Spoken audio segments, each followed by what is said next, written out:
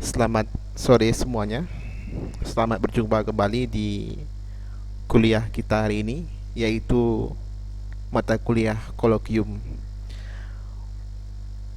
Pada pertemuan kali ini, karena ini merupakan pertemuan kita yang pertama, maka kita harus mengenal terlebih dahulu terkait dengan kolokium itu sendiri. Jadi, mata kuliah kolokium itu adalah mata kuliah yang berkaitan dengan mengarsipkan suatu jurnal atau artikel dalam bentuk sebuah pembahasan. Nah, artikel ini pada nantinya disebut dengan artikel review, di mana merupakan hasil bacaan dari berbagai referensi, kemudian dicatat, diolah, dibahas, dan dipublikasikan. Itu merupakan esensi dari kolokium sebenarnya. Pada kesempatan ini, kita akan mengajak terlebih dahulu untuk melihat suatu contoh atau sebuah contoh dari artikel review itu sendiri. Ini adalah sebuah artikel di mana menceritakan terkait pencemaran merkuri di perairan dan karakteristiknya. Artinya, artikel ini akan membahas bagaimana merkuri mencemari air di perairan. Kenapa perlu kita tulis? Ya, karena sebelumnya masih ada gap atau tulisan-tulisan yang dianggap kurang, sehingga kita perlu merangkum dalam sebuah artikel. Nah, ini disebut dengan menentukan topiknya. Setelah topik yang ditentukan, maka langkah kedua kita harus membuat subtopik. Artinya, untuk menjelaskan pencemaran merkuri di perairan, ini apa-apa saja yang perlu kita bahas. Nah, begitulah akhirnya muncul namanya subbab. Subbab yang pertama nanti akan dibahas merkuri sebagai unsur. Nah, ini adalah pembahasan yang ditulis sendiri, tapi hasil dari bacaan dari beberapa jurnal. Kemudian juga ini subbab yang kedua, unsur merkuri dalam pengolahan emas. Juga ada tulisan yang ditulis dengan bahasa sendiri, kemudian tentunya berdasarkan hasil dari membaca beberapa artikel. Nah, subbab yang ketiga, merkuri dalam bentuk senyawa, ini juga ditulis sendiri, tapi tentu saja dengan isinya yang sudah dirangkum dari beberapa artikel dan seterusnya. Apa bedanya artikel review dengan artikel yang biasa atau artikel riset? Artikel review kita tidak melakukan penelitian di laboratorium. Jadi kita hanya melakukan penelitian dengan membaca jurnal, mengkoleksi data dari jurnal, itu akan dimasukkan ke tabel. Nah, di tabel itu nanti akan dibandingkan dan sebagainya. Kita tidak masuk ke lab.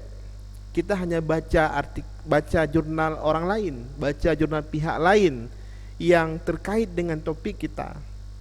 Nah, ini contoh satu. Contoh kedua, itu membahas tentang ini, fish sauce product and manufacturing, tentang pembuatan kecap ikan, ya, produk kecap ikan dan bagaimana membuatnya. Nah, untuk bisa tahu ini kita perlu baca artikel. Namun tahap yang pertama menentukan topik, tahap kedua adalah membuat subtopik. Nah, subtopik yang pertama, fish sauce manufacturing. Nah, ini ada beberapa cerita bagaimana fish sauce manufacturing, bagaimana membuat kecap ikan, ya. Inilah hasil bacaan dari beberapa jurnal. Kita bisa melihat di sini nanti ada referensi-referensi yang digunakan dari berbagai jurnal. Contohnya ini ada data-data yang tentu saja data ini tidak diukur secara langsung, tapi berdasarkan artikel pihak lain. Nah, subbab yang kedua itu terkait dengan faktor affecting the quality of fish sauce, faktor yang mempengaruhi kualitas kecap ikan. Nah, ini juga ada beberapa tulisan yang ditulis sendiri, namun berdasarkan hasil bacaan dari artikel pihak lain. Nah, pada akhirnya kita bisa membuat artikel ilmiah tanpa perlu melakukan penelitian. Inilah namanya artikel review. Nanti artikel review ini ada bagian-bagiannya, ada model artikel review yang systematic review, ada model artikel review non-systematic, atau nanti ada traditional review. Nah, ini tentu saja tingkat kesulitannya beda-beda. Namun pada kesempatan ini kita hanya akan melihat artikel review yang model tradisional. Nah, oleh karena itu, itulah objektif terakhir atau tujuan akhir dari mata kuliah kolokium. Sehingga di pertemuan ini kita akan melihat bagaimana cara membuat artikel-artikel tadi. Oke, baik. Nah, ini terkait artikel review, saya kira tidak perlu mengulangi lagi bahwa beda dengan artikel biasa adalah artikel review tidak perlu masuk laboratorium.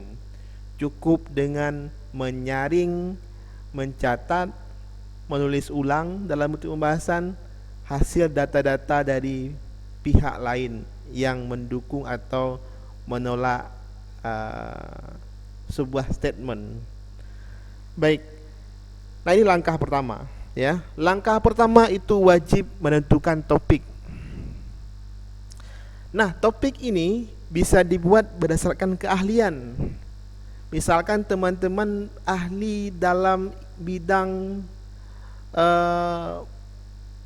transportasi ikan misalnya, ya, maka nanti teman-teman bisa membuat artikel review dengan judul transportasi ikan apa begitu, ikan nila, ikan lele dan sebagainya, atau apapun. Atau teman-teman yang ahli di bidang mempercepat molting kepiting soka misalnya, ya, kepiting soka, maka teman-teman bisa membaca artikel yang berkaitan dengan ini dan membuat topik, misalkan molting kepiting soka dengan memanfaatkan bahan alam, atau begitulah ceritanya, ya, atau mempercepat molting, ya, begitulah ceritanya. Nah, ini topik, ya, pada intinya ini topik yang teman-teman kuasai. Ini terserah. Yang penting masih ada kaitan dengan perikanan. Nah, setelah judul ditentukan atau topik ditentukan, maka nanti kita akan masuk ke subtopik. Kebetulan contoh di sini itu cerita tentang produksi kecap ikan. Ini adalah topik utamanya. Nanti akan dibagi ke dalam beberapa subtopik, ya. Ini tentu saja untuk membuat subtopik ini kita perlu keahlian tersendiri untuk mengelaborasi topik kita dalam beberapa bagian. Nah, supaya orang tahu bagaimana produksi kecap ikan, maka kita harus membuat subtopik. Yang pertama, pembuatan kecap ikan. Yang kedua, faktor-faktor yang dapat mempengaruhi kualitas kecap ikan, ya. Yang ketiga, komposisi kimia dan biologis.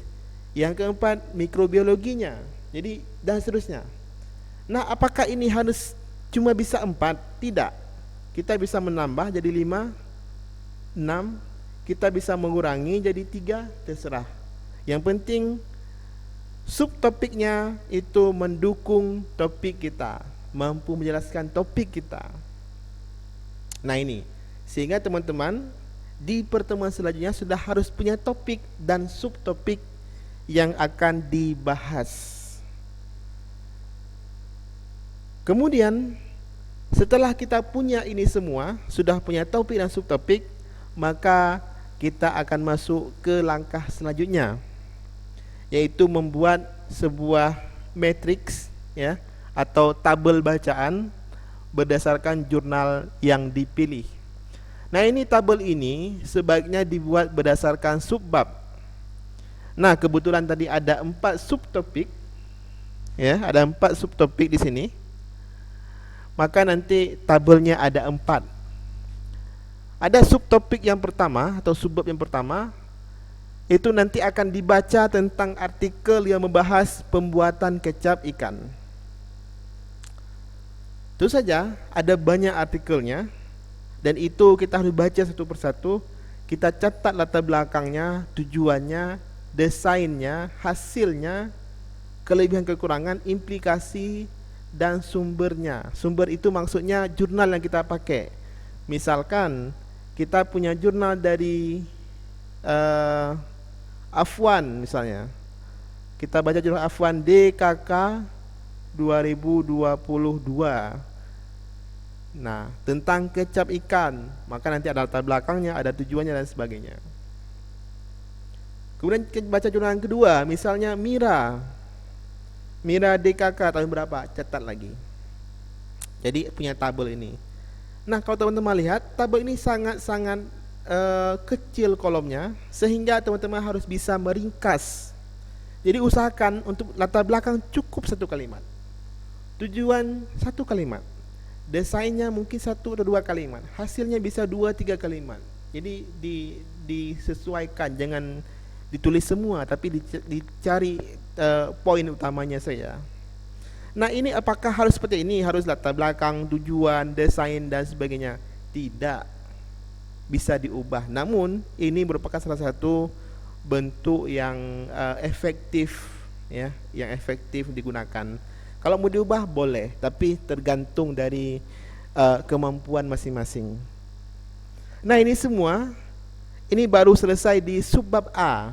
Kita baca tentang artikel pembuatan kecap ikan. Setelah itu, berapa yang perlu di sini? Kalau ada 5, 10, jadi terserah berapa. Yang penting sudah bisa mewakili tentang pembuatan kecap ikan. Nah, baru kita mulai dengan subbab B, yaitu faktor-faktor yang dapat mempengaruhi kualitas kecap ikan. Itu akan kita baca artikel yang berkaitan dengan ini. Kemudian ada tulis juga catatan-catatan pentingnya dan sumbernya seperti tadi. Lanjutkan dengan subbab C ya, ada subbab C nanti. Ada subbab C, subbab D dan seterusnya. Jadi kalau punya 4 subbab, ada 4 tabel. Ada ya terserah ya. Kalau 3 subbab 3 tabel. Isinya juga terserah. Jadi yang penting sudah mewakili cerita kita. Apakah cuma ada 5 jurnalnya? Boleh, enggak apa-apa. Ya, itu tentang matriks tabel. Lalu kenapa kita harus menulis catatan seperti ini?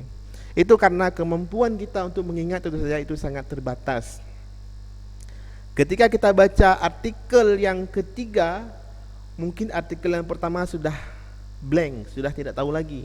Apalagi baca artikel yang ke-5, ke-10, itu sudah lebih blank artikel yang pertama. Apalagi sudah pindah subbab, itu sudah enggak tahu lagi cerita yang pertama. Nah, begitulah kondisinya, sehingga kita perlu mencatat dengan baik, sehingga ketika kita akan menulis artikel nanti, subbab A tentang pembuatan kecap ikan, cukup baca dari tabel. Kita akan tulis ulang nanti dalam bahasa sendiri.